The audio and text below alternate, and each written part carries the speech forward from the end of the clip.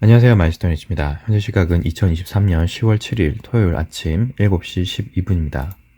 금요일 또 이제 시장이 끝났죠. 미국 시장이 끝나고 제가 밤에 좀 지켜봤어요. 지켜보고 여러 가지 고용 관련된 지표들이 발표되면서 장 전에, 개장 전에는 하락하던 이제 주식들이 다시 올라갔죠. 그러면서 오히려 주요 이정표들은 더 강세가 나오긴 했지만 지표 발표에 따라서 시장은 반등을 시작을 했단 말이죠. 고용지표가 잘 나오면서 금리는 오르지만 고용이 좋은 만큼 경기가 지금 떨어질 건 아닌 것 같다라고 하는 사람들의 인식의 변화가 시장에서 보이고 있단 말이죠. 그래서 코스피 200 같은 경우는 제가 엘리어트 파동 이론 기준으로 봤을 때는 315.75죠. 315.75라고 해서 여기서 올라오는 파 형태가 5파다라고 했을 때 여기서 나왔던 1파죠, 1파. 여기서 나왔던 1파의 고점이라고 할 수 있는 것이 315.75였어요. 이쯤의 구간에서 이점의 구간이 1파이기 때문에 1파, 2파, 3파, 4파. 그래서 4파는 실질적으로 어떻죠? 1파의 고점을 훼손할 수 없기 때문에 여기까지 내려가는 것은 마지노선이다 라고 말씀드렸어요. 그리고 여기서 보이는 점선이죠. 점선이 월봉 기준으로 보자면 98년이죠. 98년 IMF 이후에 지금까지 만들었던 추세대, 파형의 추세대의 중심선에 가깝다. 그래서 중요하다라고 말씀드렸습니다. 이 구간도 또 중요할 수밖에 없었던 게 315.75가 중요할 수밖에 없었던 것이 이렇게 하락 파형을 만들면서 어떻게 됐죠? 돌리려고 하는 시도를 여러 차례 이런 식으로 상승을 만들면서 어떻게 됐죠? 이 구간을 중요하게 생각했단 말이에요. 그래서 올라가다가 3파로 이렇게 올라가다가 다시 3파 조정을 받고 새로운 상승 5파를 만드는 그 구간이었어요. 그렇죠? 그래서 제가 이 구간에서도 파형을 말씀드렸단 말이죠. 어떻게 말씀드렸냐면 이런 식으로 조정을 받고 올라간다. 올라간다면 여기서는 인버스 절대 매수하면 안 된다. 여기서부터는 오히려 레버리지를 사야 된다라고 했던 그 구간이에요. 그 구간까지 내려왔기 때문에 차주회입니다. 차주회. 원달러 환율이 다시 한번 상승을 해서 바닥을 상승을 해서 고점을 한 번 더 높인다고 하면 315.75를 한 번 더 위협해 볼 수 있어요.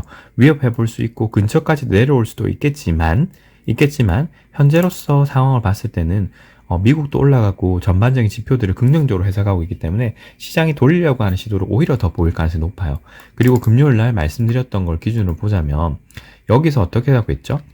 318.59 거짓말처럼 여기에서 왔다 갔다 하고 있잖아요. 여기를 깨지 않고 계속적으로 왔다 갔다 하면서 이 구간을 지속적으로 바닥을 찾는 모습들이 보이고 있고 이런 추세선을 돌파할 수 있는 구간까지 왔기 때문에 여기서 어떻게 볼 것이냐, 이것을 다이아고널 형태로 볼 것이냐에 따라서 이런 식으로 왔다 갔다 하다가 상승할 수 있는 것으로 또 볼 수가 있어요. 자, 그래서 그만큼 지금 중요한 구간에 왔다라고 보고 있기 때문에 시장이 너무 눌렸죠. 제가 보고 있었던 조정 파형 형태도 한번 바뀌었지만 여기서 내려올 수 있다라고 하는 주요 지지 저항 구간도 굉장히 언더슈팅성으로 지금 떨어진 상황이라서 시장을 섣불리 위쪽으로 볼 수 있는 사람이 현재까지는 없었을 겁니다.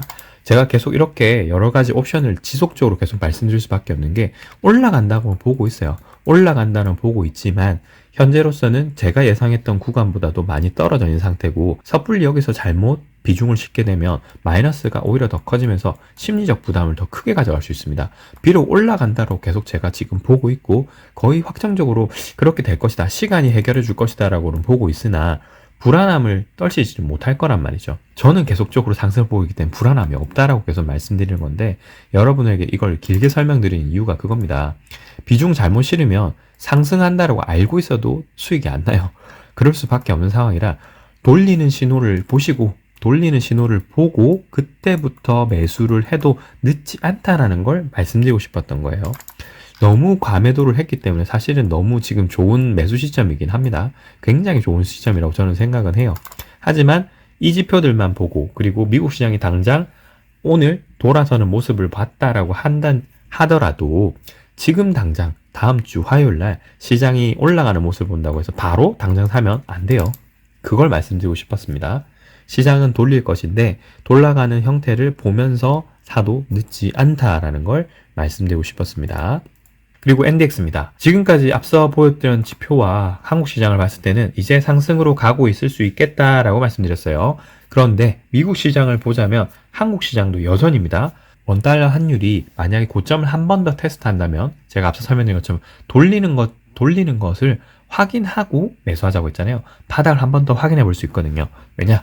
미국 시장 같은 경우도 어제 상승을 했지만 이런 식으로 3, 여기가 5파다라고 말씀드렸잖아요.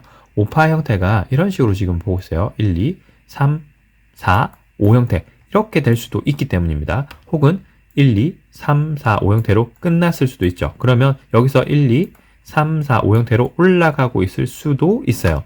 파형이 얘가 여기서 나올 수 있는 옵션이 두 가지라고 말씀드렸잖아요. 이런 식으로 했다가 떨어지거나 혹은 이런 식으로 올라가고 있거나 이렇게 말씀드렸습니다. 현재까지 상황으로 보자면 둘 다 가능해요. 둘 다 가능하다. 비록 어제 이렇게 강력하게 상승을 했지만 여전히 둘 다 가능해요. 왜냐? 파형 규칙 형성 규칙을 보게 되면 1파, 2파, 3파니까 1파의 고점을 4파까지 훼손하지 않았어요. 그러면 이런 식으로 지금 가서 15,150.4파를 상승 돌파해서 지지하지 않으면 여전히 이것은 어떻다? 하락 중 반등이다. 4파의 반등이라고 아직까지도 볼 수 있는 거예요. 그러니까 주의해야 되겠죠. 게다가 1시간 봉 기준으로 보더라도 이 파형이 과매수권에 들었거나 들기 직전이에요. 자, 그러면 파형 해석을 똑바로 해보자는 거죠. 여기서가 4파이기 때문에 4파가 나올 수 있는 N자 형태를 보자면 5파, 3파, 5파요. 1, 2, 3, 4, 5 형태로 갈 수 있다. 그리고 여기서 나오는 이 파형 형태가 어떻게 해석되느냐에 따라서 연장 형태로도 해석해 볼 수 있어요. 14,690.77이라고 하는 주요 지지 저항 구간이 있었기 때문에 이 구간을 한 번에 넘지 못하고 갭으로 떨어졌다가 다시 한번 상승하려고 하는 모습까지 보이면서 하나의 파형 형태를 형성한 것처럼 보여요. 다만 파형 형성 규칙에는 위배가 되는 상황이라 이 부분을 어떻게 해석하느냐에 따라서 뒤쪽이 연장 형태로 가고 있을 수도 있고 그렇지 않을 수도 있다는 거 말씀드리고 싶어요. 파형 형태를 보자면 1, 2, 3, 4, 5 형태로 5파를 하나 형성하고 이런 식으로 조정 형태를 만든 이후에 상승하고 있으니 1파 이런 식으로 2파일 수도 있겠죠. 1파, 2파, 3파, 4파, 5파에서 상단에 있는 15,150.4파를 당연히 테스트 해볼 수 있어요. 1파, 2파, 3파, 4파, 5파 이런 식으로 만들 수 있다는 거예요. 자, 그리고 나서 이걸 넘지 못하고 떨어진다면요. 떨어진다면 어떻게 되죠? 파 형태가 5파로 나올 수밖에 없어요. 이런 식으로 조정한 이후에 1, 2, 3, 4, 5회에서 하락을 한 번 더 해볼 수 있는 구간까지도 왔다는 겁니다. 자, 그래서 다음 주 중요해요. 일봉 형태로 보게 되면 양봉이 굉장히 크게 나왔습니다. 어제 하루 크게 거의 2%가 나오면서 이런 형태로 지금은 볼 수 있을 것 같아요. 현재까지는 그렇다는 겁니다. 현재까지는 이런 식으로 보고 여기서 지지만 받고 다시 올라가면 5파 형태가 돼버리니까 이런 식으로 5파 형태가 돼버리기 때문에 5파가 된 이후에는 조정을 짧게 받고 무조건 올라갈 거예요. 그러니 여기도 마찬가지죠. 이렇게 5파가 나오는 것을 보고 조정을 한번 받으면 무조건 여기도 매수해야 돼요. 매수해서 돌아가서 올라갈 때까지 그냥 기다리면 됩니다.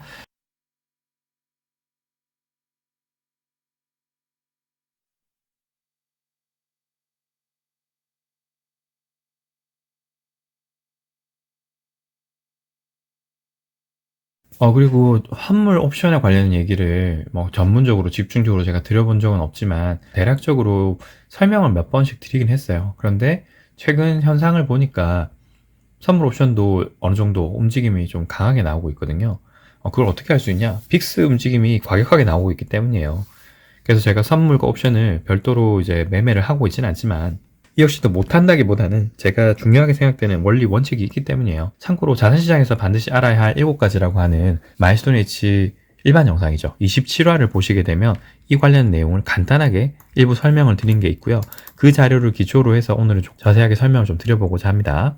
그 내용에 보자면 파생상품이라는 게 있으면 파생상품을 제가 간단하게 이렇게 설명을 드렸거든요. 현물이라는 것이 있고 현물, 그리고 선물, 옵션이라고 하는 이 세 개의 개념이 있어요. 세 개의 개념이 있는데 저희가 봐야 될 것은 선물과 옵션입니다. 이것을 파생상품이라고 하죠. 파생이라는 게 의미가 뭔가요? 어디서 떨어져 나와서 분화되었다라는 게 파생이죠.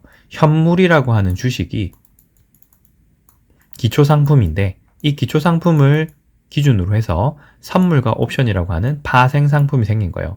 그러면 이 내용을 기본으로 생각해 보자면 현물이라는 게 없었다면 그 기초가 되는 현물이 없었다면 선물과 옵션은 있을 수 없는 거예요. 자, 그럼 원리적으로 따져보자면 이 현물에 따라서 선물과 옵션이 움직이거나 영향을 받는 게 맞겠죠. 이게 실체라고 하면 이것은 그림자니까요. 그죠? 그림자가 실물을 움직일 수는 없잖아요. 그게 현상적인 그게 원리적이고 현상적인 부분일 것인데 실제 금융시장에서는 그렇지 않다는 거예요. 그것을 제가 그림으로 표현하면 이런 식이 되는 겁니다. 몸통이라고 하는 것이 원래는 현물이에요. 현물. 강아지를 현물로 따져보자면 몸통을, 꼬리가 여기서는 무엇이 되냐면 선물이 되는 거고요. 여기 표시하지는 않았지만 목걸이라고 할 수 있는 줄이라고 하는 게 옵션이라고 보시면 될 것 같아요. 저는 간단하게 이렇게 설명을 드렸습니다. 자, 그래서 이게 어떤 현상이냐면 원래는 몸통이 꼬리랑 줄을 당기면서 자기가 가고자 하는 방향으로 갈 것인데 실제로는 꼬리와 목줄이 얘를 컨트롤 한다는 거예요. 그래서 지금 보니까 어떠죠? 강아지가 몸을 부르르 떨고 있죠. 그게 뭐냐면 꼬리가 몸통을 흔든다라는 의미예요. 그걸 영어로 표현을 하자면 tail wags dog이라고 하는 거예요. 꼬리가 몸통, 강아지를 흔든다라는 거죠. 이것이 금융시장에서 현재 보이고 있는 모습입니다. 즉, 선물과 옵션이 무엇을 하느냐? 실체인 현물을 움직이고 있다는 거예요. 정확하게 현물을 영향을 크게 미치고 있다는 소리죠. 그런데 이 선물 옵션이라고 하는 건 파생 상품이라고 하는 건 나온 지 한 30년, 40년 정도밖에 되지 않았어요. 엘리어트 파동 이론 같은 경우는 이 선물 옵션을 기준으로 하지 않습니다. 해석은 현물 기준으로만 하는 거예요. 그래서 저는 현물 기준으로만 해석을 해드리고 있고 선물 옵션에 대한 부분은 얘기 드리고 있지 않습니다. 금융시장이 선물 옵션 위주로 이루어지고 있고 그것이 현물을 움직인다면 당연히 이 금융시장에서는 선물 옵션인 파생상품 시장을 중요하게 생각해야 되는 게 맞습니다. 당연한 거예요. 그런데 이것이 너무 복잡해요. 복잡하다는 것이 여기서 구사할 수 있는 전략들이 엄청나게 많습니다. 엄청나게 많아요. 엄청나게 많은 데다가 이것이 레버리지가 되어 있는 상품이기 때문에 저희는 이것을 파형 해석을 할 수가 없어요. 대신에 현상적으로 이 파생 상품이 실체라고 할 수 있는 현물에 영향을 미쳐서 결국 이것이 결과적으로 파형을 만들기 때문에 여기서 나왔던 복잡다다한 전략이라고 하더라도 그 전략들이 상호 거래자들 간에 어떻게 되죠? 경합이 붙고 경쟁이 되면서 심리적인 현상으로서 거래가 생기겠죠. 그러면 그것이 현물에 영향을 미치니까 우리는 결과적으로 이 현물을 보면서 이것들을 유추해 볼 수 있는 거예요. 유추죠. 그래서 선물 옵션을 별도로 따로 보고 있지는 않습니다. 따로 보고 있지 않고 현물에서만 파형 해석을 하는 거예요. 자, 그런데 왜 제가 이것을 이번에 설명을 드리냐면 빅스를 보니까 엄청난 변동성이 있었잖아요. 엄청난 변동성이 있었는데 그것이 파형 형태를 그리면서 등락을 거듭하더라는 거예요. 게다가 갭도 다수 만들면서. 그 말이 무엇이냐? 빅스를 구성하고 있는 요소를 제가 일전 영상에서 한번 설명드리면서 선물 옵션의 비율로 산식에 의해서 만들어져 있고 빅스는 주식과 음의 상관관계를 가지고 있다라는 것을 설명드린 적이 있습니다. 그 말은 결국 빅스를 보게 되면 선물 옵션으로서 시장을 움직이는 모습이 보인다라는 거예요. 물론 그것이 선물 몇 포인트에 코스피 200 기준으로 따지면 선물 몇 포인트에 얼마 정도의 거래가 발생되었느냐 그런 것을 얘기하는 게 아닙니다. 빅스에서 나오는 것들은 그 수많은 선물과 옵션들의 집합체를 지수화시켜서 만든 하나의 상품이니까요. 그러니까 우리는 거기서 나오는 정확한 지표에 얼마가 종가로 마무리될 것이다. 거기서 가격이 얼마 정도 형성돼서 거래가가 어떻게 될 것이다 까지는 알 필요가 없어요. 왜냐? 저는 앞서 설명해서 어떤 제 신념과 원칙에 따라서 선물 옵션 거래를 하고 있지 않다라고 말씀드렸습니다. 이유는 선물 옵션 거래의 특성 때문에 그래요. 특성 때문에 그런데 레버러지가 되어 있기 때문에 이 상품들 같은 경우는 굉장한 수익성을 낼 수 있습니다. 레버리지가 되어 있다고 먼저 말씀드리고 갈게요. 그런데 그 레버리지가 되어 있는 만큼 파급력이 굉장히 커요. 그래서 이 조그마한 꼬리가 어떻게 되냐면 몸을 흔들 정도가 되는 거죠. 그런데 반대로 플러스가 많으면 마이너스도 엄청 클 수 있어요. 그런데 이 레버러지가 되어 있고 플러스 마이너스가 크다라고 하는 변동성이 크다라는 것 때문에 매매를 하지 않느냐? 그런 거 아닙니다. 그 이유가 아니라 다른 이유가 있기 때문이에요. 그것은 제가 파생 상품에 설명을 좀 드리면서 이유를 설명드리고요. 이게 시장에 어떤 식으로 영향을 미치는지도 한번 설명을 드려볼게요. 선물일부터 먼저 생각을 해보자면 선물은 기초자산을 미래 일정 시점에 미리 정해진 가격으로 사고를 팔 것을 계약하는 파생 상품이다.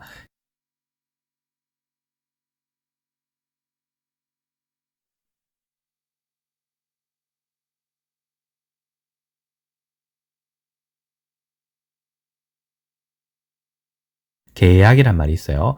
여기서 나왔던 용어의 정의를 아래쪽에서 보면서 말씀을 드려볼게요. 예시를 보자면 주식 X가 5만 원의 현물 거래 중인데 이 선물 거래라는 것이 파생 상품이라고 했기 때문에 기초 상품이 있다고 했죠. 그것을 현물이라고 보고 주식 X가 기초 자산이고 현재 5만 원에 거래되고 있는데 아래 위쪽에 있는 정의를 따져보자면 A라는 투자자가 6개월 뒤 미래 일정 시점이라고 했으니까 시점이 있고요. 그것을 그 기간을 정해둬요. 만기죠. 만기가 되는 시점에 주식 X가 상승할 것으로 예상해서 선물 거래를 계약을 하는 거예요. 사고 팔 것을 계약하는 상품이라기 때문에 계약을 하는 겁니다. 6개월 뒤에 얼마가 될 거야 라고 예상을 하고 상승하는 쪽과 하락하는 쪽과 하락한다고 생각하는 사람과 어떻게 하냐면 계약을 하는 거예요. 주식 X를 현재 보유하고 있는 사람이 5만 원이라고 생각했는데 이 똑같은 것이 6개월 후에 6만 원이 될 수도 있고 7만 원이 될 수도 있고 4만 원이 될 수도 있겠죠. 그런데 이 4만 원이라고 생각되는 사람과 계약을 하는 거예요. 나는 4만 원에 떨어질 거 생각하니까 내가 나중에 4만 원에 이 주식을 팔 수 있는 4만 원의 가격에 팔도록 혹은 6만 원의 가격에 팔도록 상호간에 계약을 하는 거예요. 지금 비록 5만 원이긴 하지만 내년 6개월에 지난 시점에는 4만 원에 팔 거야, 4만 원에 살 거야 라고 하는 상호간에 계약을 하는 겁니다. 실제로 이 4만 원짜리, 6만 원짜리, 7만 원짜리 주식은 현재 존재하지 않죠. 미래에 그럴 거라고 예상을 하고 서면으로 계약을 하는 거예요. 나중에 이 가격에 나는 그 주식을 살 거야 라고 계약을 하는 거죠. 상호간에. 계약이다 보니까 계약금이라는 게 필요해요. 실제로는 증거금에 가깝겠죠. 계약을 이행하지 않을 경우에 담보를 걸어두는 거예요. 야, 너 약속을 했으면 약속 지켜야지. 그냥 뭐 말로만 했는데 문서 남겼잖아. 그래도 계약 파기하면 그만인 거 아니야?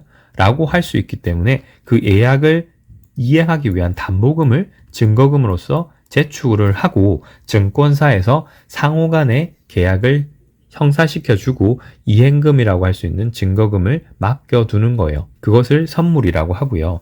6개월이 지난 시점은 어떻게 되겠죠? 예를 들어서 6개월 뒤에 주식 A가 8만 원으로 현물 거래가 진행 중이라면 이 계약 조건에 따라 6개월 후에는 어떻게 되냐면 주식을 실제로 거래한 조건에 따라서 거래를 해야 돼요. 예를 들어서 5만 원에 거래하기로 했던 사람이 있었다면 현재 주가가 8만 원이라면요. 어떻게 되죠? 3만 원의 차익이 생길 거예요. 그런데 3만 원이 어떤 상황이냐는 거죠.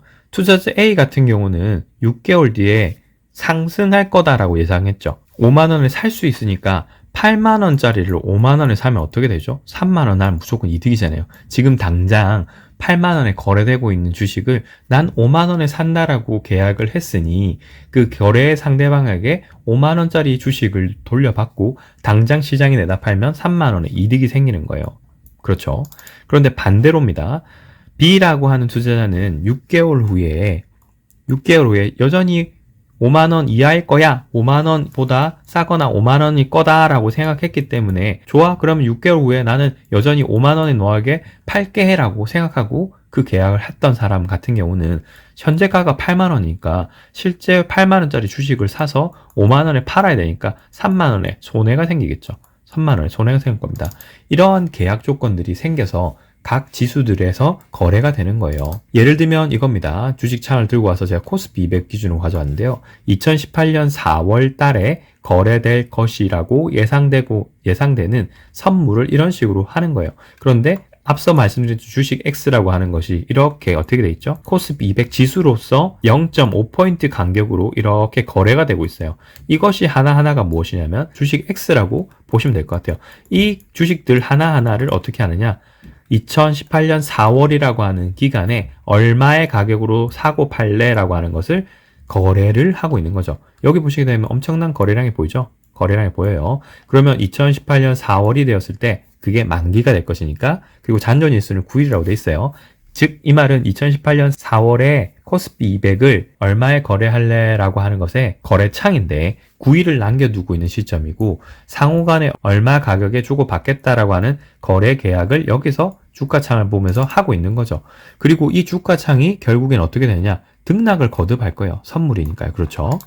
그리고 어떻게 되겠습니까? 9일이 지난 시점에 어떤 주가에 딱 걸릴 거예요. 주가에 딱 걸려서 그 기간이 마무리가 되면 이 9일 이후에는 어떻게 되죠? 모든 코스피 200 선물 거래 계약은 종료가 되고 만기가 되면서 이 2018년 4월물이라고 할 수 있는 선물의 계약은 모두 다 소멸이 돼버리고 그 다음으로 넘어가게 됩니다.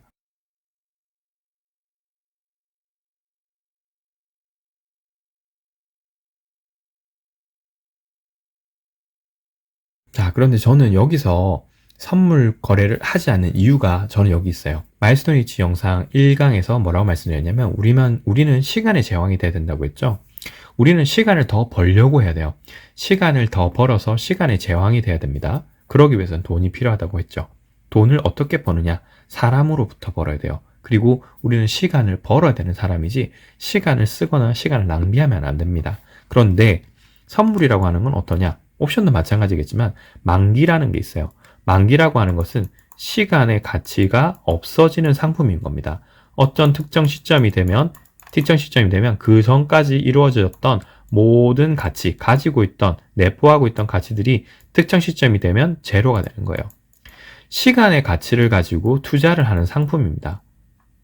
단순하게 돈을 레버리지 하는 것뿐만 아니라 시간을 레버리지 하는 거예요. 그러면 이 시간이 줄어들면서 상품의 같이 떨어지는 겁니다. 저는 시간의 가치가 점점점 올라가는 시간이 돈을 만들어주는 상품들을 가지고 투자를 하는 것이지 시간의 가치가 제로가 되는 시간이 지날수록 제품의 가치가 줄어드는 상품을 거래하지 않습니다.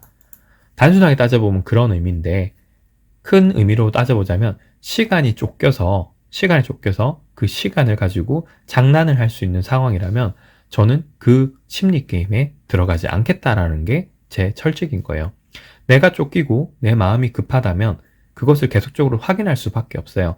엘리어트 파롱 이론 같은 경우는 시장의 심리를 해석해 볼 수 있는 툴이긴 하지만 시간적 가치에 대한 부분은 없습니다. 즉 시간이 어느 정도 지났을 때 여기까지 가 있을 수 있겠다라고 하는 예상을 할 수 없어요.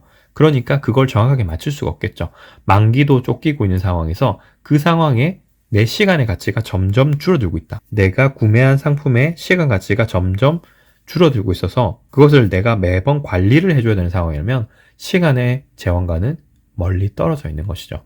그래서 제가 이런 원칙들과 철칙들을 생각해 봤을 때는 제가 선물 거래를 하는 것은 맞지 않다라고 생각해서 선물 거래를 더 이상 하지 않게 된 거예요. 하지만 충분한 레버리지 상품이고 이것이 해지 상품으로서도 충분히 유용하게 쓸 수 있습니다. 제가 그래서 이걸 뭐라고 말씀드렸냐면 9월달 이쯤이었겠네요. 선물 옵션 동시 만기 이후에 시장이 이렇게 올라가면서 제가 뭐라고 말씀드렸냐면 이제 올라갈 겁니다. 올라갈 것인데 9월달 만기가 끝나고 매 3개월마다 선물 옵션 동시 만기가 돌아오기 때문에 12월물, 그리고 내년 3월물, 6월물 이렇게 되어 있는데 9월물이 끝난 시점에 제가 12월까지를 보면서 어떻게 말씀드렸냐면 올라갈 거긴 할 건데 올라가면서 저 같으면 선물 같으면 상방을 걸어두고 옵션으로 하방 해지를 하겠다라고 말씀드렸어요. 자, 선물은 뭐라고 말씀드렸죠? 특정 기간, 만기를 두고 어떤 특정 시점에 얼마로 거래할 거야 라고 얘기를 한 상품이다라고 얘기했죠. 올라갈 것은 제가 확실하다고 했죠. 그런데 기간을 알 수 없다고 했지 않습니까? 그래서 어떻게 하냐면 올라갈 것은 확실하니까 3개월 후 12월 달까지 제가 생각하는 예상 고점까지를 예상을 하고 350일쯤이나 걸어두는 거예요. 선물 옵션 계약을 해서 이 350일을 12월 달 전후까지는 갈 거라고 예상을 하고 상승을 걸어두되 옵션으로서 떨어질 수 있는 이렇게 급락할 수 있는 옵션들이 생길 수 있기 때문에 이것을 대비해서 이 부분이 선물이 수익이 나지 않을 것을 감안해서 옵션으로서 보험 성격으로서 옵션을 걸어두는 거예요. 옵션도 레버리지 상품이기 때문에 이렇게 구성을 해볼 수 있는 거죠. 자, 그러면 옵션은 무엇이냐? 옵션은 이렇습니다. 기초자산의 미래 기준 기초자산 가격을 미리 정한 가격으로 매도할 수 있는 권리예요. 자, 선물은 뭐라고 했죠? 선물은 미리 정해진 가격으로 사고 팔 것을 계약한 것이에요. 자, 내가 코스피 200, 350일로 살게, 그럼 난 팔게 라고 이게 계약이 됐죠. 매수자와 매도자 간에 계약이 됐으면 이게 선물입니다. 선물. 자, 그러면 이 350일로 사고 팔 권리도 생기는 거예요. A라고 하는 사람에게는 내가 350일로 사겠다라고 하는 권리가 생겼죠. 그 권리도 양도할 수 있습니다. 그것을 뭐라고 부르냐면 옵션이라고 불러요. 양도할 수 있기 때문에 가능하다는 거지 반드시는 아니에요. 반드시는 아니다. 이게 무슨 말이냐면 정한 가격으로 매수 또는 매도할 수 있는 권리 증서일 뿐이에요. 권리 증서. 그것을 제가 그래서 뭐라고 표현했냐면 보험이다. 보험이니까 우리가 보험을 내게 되면 어떻게 되죠? 보험금을 냅니다. 그리고 보험금을 반드시 타먹는 게 아니죠. 문제가 생겼을 때만 다 먹고 혹은 문제가 없을 때는 어떻게 되죠? 없어지는 거예요. 그렇게 생각하시는 게 편합니다. 자, 살 권리를 뭐라고 하냐면 콜 옵션이라고 부르고요. 팔 권리를 뭐라고 하냐면 풋 옵션이라고 합니다. 그래서 만기일에 기초자산 앞서 설명드린 거라면 코스피 200에 코스피 200 같은 경우 351로 사겠어, 팔겠어라고 하는 그 권리를 살 수 있는 권리를 콜 옵션이라고 하는 거예요. 자, 그런데 350일이 될 수도 있고 안 될 수도 있잖아요. 350일이 될 수도 있고 안 될 수도 있기 때문에 그 누군가가 선물 계약을 했다면 그 선물 계약을 한 걸 가지고 제가 옵션으로서 보험을 걸어두고 내가 350일까지 안 된다고 했을 때 그냥 안 사면 그만인 거예요. 그러면 보험료만 날리는 거죠. 아래쪽에 있는 내용들이 그런 내용인데요. 결국 선물과 옵션이라고 하는 게 앞서 설명드렸던 강아지 그림을 보자면 이 몸통이 현물이고요. 이 현물을 움직이는 꼬리가 선물인데 현물과 선물은 강아지 목걸이라고 할 수 있는 개 주인에 따라서 왔다 갔다 할 거예요. 강아지 목걸이를 통해서 개 주인이 왔다 갔다 어디론가 끌려가려고 하겠죠. 끌어가려고 할 것인데 이 옵션이라는 것이 이 세 개 상품 중에서는 레버리지율이 가장 높습니다. 가장 높고 그것 때문에 어떻게 되냐면 변동폭이 제일 커요. 제일 크기 때문에 현물이 1을 움직이면 선물은 4 정도 움직이고 이 목걸이 같은 경우는 한 50 정도 움직입니다. 그러니 보험금은 싸지만 옵션으로 인해서 걸어들일 수 있는 수익도 엄청나요. 반대로 손실도 엄청나게 날 수밖에 없습니다.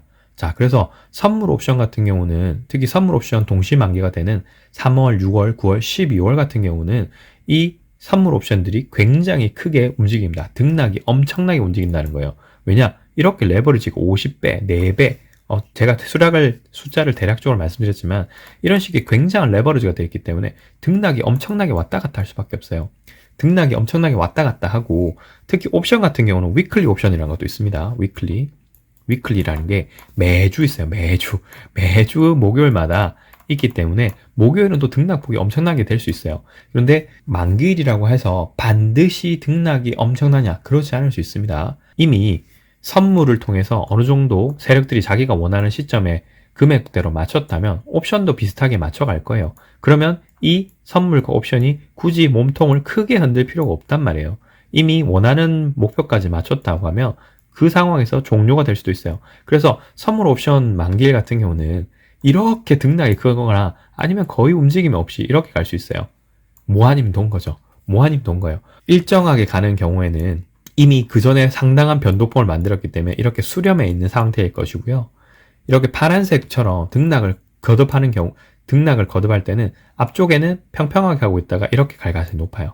그래서 선물 옵션 날, 선물 옵션 동시 만기일 같은 경우는 급등락이 반복되거나 혹은 평온한 상태로 마무리되는 경우가 상당히 많이 있습니다. 그래서 되도록이면 선물 옵션 만기일인 되도록이면 매매를 하지 않는 게 유리해요. 큰 변동성을 만들 수는 있겠지만 그것이 일종의 그림자에 의한 움직임일 수 있기 때문에 시장의 해석에 큰 도움을 주지 않을 뿐더러 매매에서도 크게 도움을 받지 못할 가능성이 높다는 겁니다. 제가 간단하게나마 이렇게 설명을 드리는 것은 선물 옵션이 그만큼 시장에 영향력을 줄 수 있다는 걸 한 번 더 인지시켜 드리고 싶었던 것이고요. 다만 이것을 엄청나게 디테일하게 말씀드리지 않는 이유는 제가 추구하는 바와 다르고 그리고 제가 지금까지 봤을 때는 선물 옵션들의 전광판을 지속적으로 보고 분석을 한다고 했을 때 유의미한 결과를 만들지 못했기 때문이에요. 전체적으로 저희가 추구하는 바가 시간의 제왕이고 시간이 결국에는 투자가 되어서 돈으로 나오는 구조를 만든다고 했을 때는 선물 옵션은 사실 만기가 있고 3월, 6월, 9월 이런 식으로 동시 만기도 있기 때문에 저희가 단기적으로 보는 사람들이 아니라면 굳이 이걸 볼 필요는 없어요. 다만 그 기간 전후로 했을 때 극도의 수익성은 추구를 할 수 있기 때문에 그 해당 기간이 왔을 때 도래했을 때는 시장의 급변동이 있을 수 있다 정도까지는 이해하고 우리가 시장을 봐야 되겠다. 그런 취지로 말씀을 드린 겁니다. 자, 오늘도 시장 분석을 좀 해봤는데요. 시장이 돌아서려고 하는 모습들이 계속적으로 보이죠. 시장이 올라갈 건데 올라가면서도 여러 가지 문제들이 또 발생할 수도 있다. 그러니까 조금 시장을 멀리서 지켜보셔라. 그것이 지금 현재로서는 할 수 있는 최선이다. 이 구간은 어렵고요. 아마 다음 주 정도가 넘어가야 이제 시장이 이제 돌아서려고 하는 모습이 보입니다. 말씀드릴 수 있는 시점이 올 거예요. 빨라야 다음 주고요. 늦으면 10월 중순이 좀 넘어갈 수도 있을 것 같아요. 왜냐면 옵션이 여러 가지 여전히 두 가지라고 말씀드렸잖아요. 조정 이후에 한번 바닥을 확인하고 가든지 아니면 지금부터 올라간다고 하더라도 상승 중 눌림은 반드시 발생을 할 겁니다. 조급하게 생각하실 거 없어요. 저도 매수를 하는 것으로 생각하고 있기 때문에 상승으로 보고 있습니다. 다만 현금 여유를 좀 가지고 계시고요. 저는 아직도 30%밖에 매수 안 했어요. 크게 보자면 60% 정도 되겠지만 아직까지는 장기적으로 하락하려고 하는 추세가 아직 보이지 않기 때문에 상승으로 가되 비중을 크게 늘리지는 않을 거다. 하지만 올라가는 것이 확실하기 때문에 올라간다고 했을 때 평단가를 좀 더 맞춰서 상승하는 것을 보고 기다리려고 한다. 상승을 한다고 하더라도 최소 4, 5개월 정도 아마 할 것으로 예상이 되기 때문에 지켜보면서 기다릴 것이다. 그렇게 말씀드리고 싶습니다. 여러 가지 또 변동사항이 생길 겁니다. 다음 주도 그럴 것이고 다음 주가 빨리 되어서 다음 주에 변동이 생겨서 상승으로 돌아간다고 하면 드디어 채권에 대해서 얘기를 좀 해볼 수 있을 것 같아요. 채권에 대해서 얘기를 하면 그때 원유라든지 천연가스, 이제 원자재 시장도 함께 말씀을 드릴 수 있겠죠. 그런 장기적인 뷰를 말씀드리는 게 훨씬 더 중요하다고 저는 생각합니다. 단기적인 것보다는 장기적으로 시간이 돈을 만들어주는 구조를 만드는 것이 우리의 목표이기 때문이죠. 시장이 어렵지만 저희와 함께 진행을 한번 해보시도록 하시죠. 주말 푹 쉬시고요. 다음 주에 또 찾아뵐 수 있도록 하겠습니다. 오늘 영상은 여기까지입니다. 시청해주셔서 감사합니다.